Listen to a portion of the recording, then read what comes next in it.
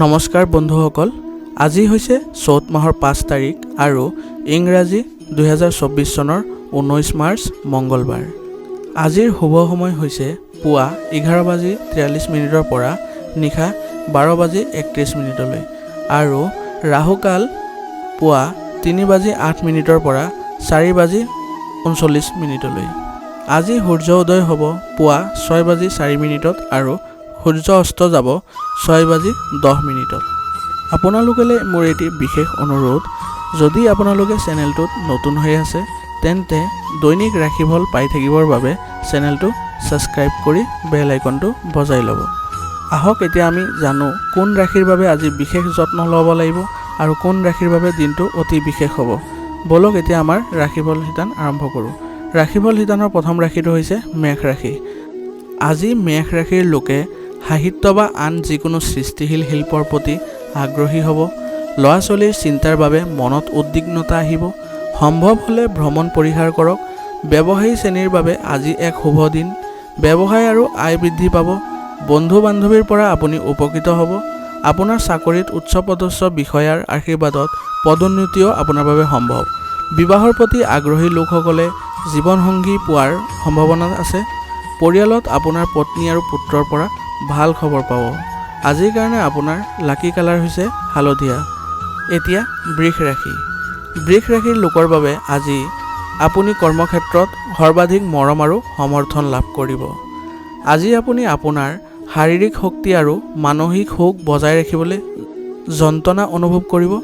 বন্ধু বান্ধৱী আৰু আত্মীয়ৰ পৰা লাভৱান হ'ব। তেওঁলোকৰ পৰা উপহাৰ লাভ কৰি আপুনি আনন্দ লাভ কৰিব। আপুনি হয়তো আজি স্বাস্থ্যৰ বিষয়ে অলপ চিন্তিত হৈ পৰিব। চিকিৎসকৰ পৰামৰ্শ নিশ্চয় ল'ব। দৈনিক ব্যৱসায় সুখকৰ হ'ব। আজি পৰিয়ালত শুভ কাম হ'ব পাৰে।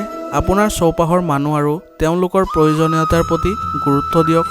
পৰিয়াল আৰু সম্পত্তিৰ বিষয়তো গুৰুত্ব দিয়াটো জৰুৰী। আজি মহিলাৰ ফালৰ পৰা এক উপকাৰী পৰিস্থিতিৰ সৃষ্টি হ'ব। আজিৰ কাৰণে আপোনাৰ লাকি কালাৰ হৈছে নীলা। এতিয়া মিথুন ৰাশি। মিথুন ৰাশিৰ জাতকৰ আজি ভ্ৰমণ কৰাটো উপকাৰী যদিও ব্যয়বহুল বুলি প্ৰমাণিত হ'ব। এই দিনটো আপোনাৰ স্বাভাৱিক বিবাহিত জীৱনৰ পৰা পৃথক হ'বলৈ গৈ আছে। আপুনি হয়তো আপোনাৰ পত্নীৰ পৰা বিশেষ কিবা এটা চাবলৈ পাব। অপ্ৰয়োজনীয় বিবাদৰ পৰা আঁতৰি থাকিবলৈ চেষ্টা কৰক। ঋণ ল'ব নালাগে। টকা আৰু গুৰুত্বপূৰ্ণ নথি পত্ৰ সুৰক্ষিত কৰি ৰাখক। পৰিয়ালৰ সদস্যৰ সন্দৰ্ভতো কোনো ধৰণৰ মতানৈক্য হ'ব পাৰে। আজি কিছু অসুস্থতাৰ বাবে দ্বিধাদ্বন্দ্বত ভুগি থকাটো সিদ্ধান্ত গ্ৰহণত বাধা সৃষ্টি কৰিব পাৰে। ধৈৰ্য ধৰিব। সময়মতে কাম সম্পূৰ্ণ হ'লে মন শান্ত আৰু সুখী হৈ থাকিব। আজিৰ কাৰণে আপোনাৰ লাকি কালাৰ হৈছে ৰঙা।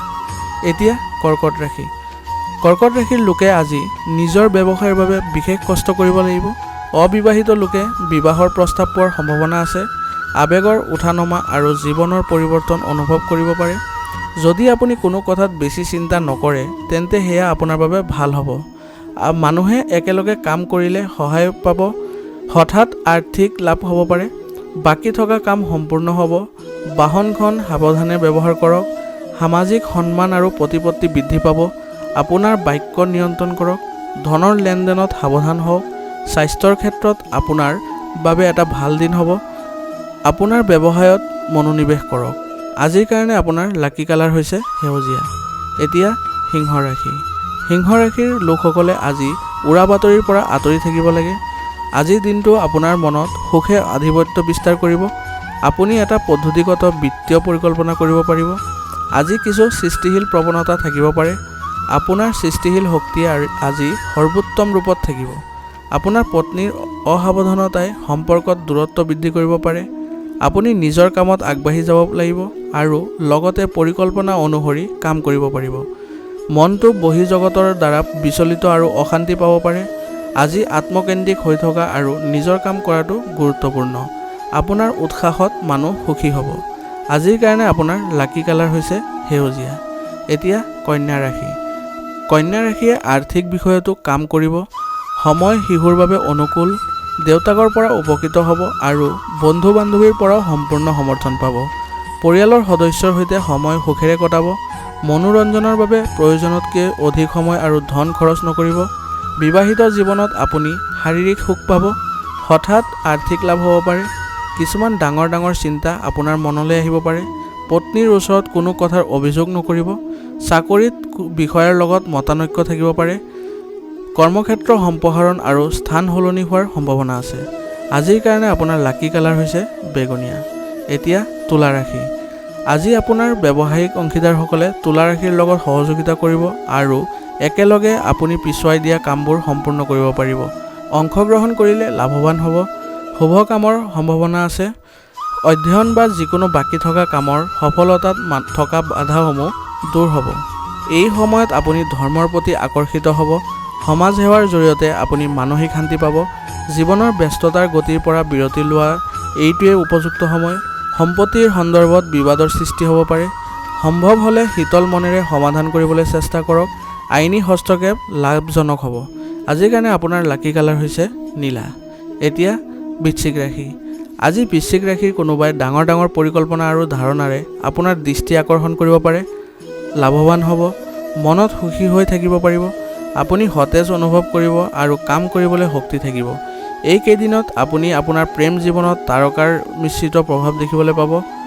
প্ৰেম আৰু সংঘাত দুয়োটা হ'ব পাৰে। বন্ধুসকলে আপোনাৰ কাষত থিয় হৈ আপোনাক সহায় কৰা দেখা যাব।